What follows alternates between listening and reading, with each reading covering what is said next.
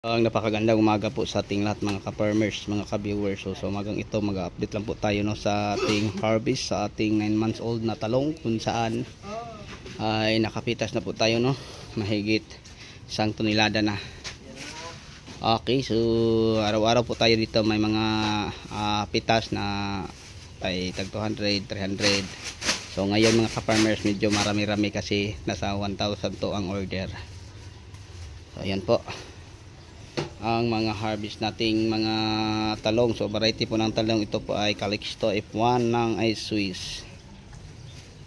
Ayan po ang ating pinipitasan. Okay, so dito banda pinipitasan kahapon, nakakuha po dito no ng 800 kilos ang ating 2001 kapuno. So din sa 4006 naman ngayon. Okay,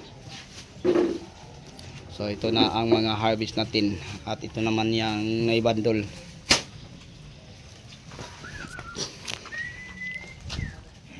Marami-rami ng konti ang ating mga harvest.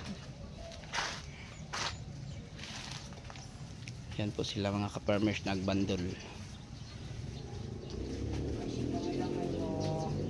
Ayan ang ating good. Yan. Yan ang ating good.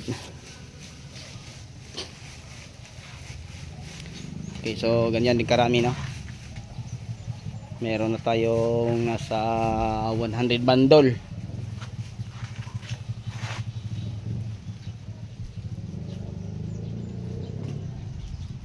Okay, so yung pinipitasan natin yung 4006 kapuno na 9 months old kapin. Okay, so sa inyong lahat hanggang dito na lang. Maraming salamat po. Bye bye.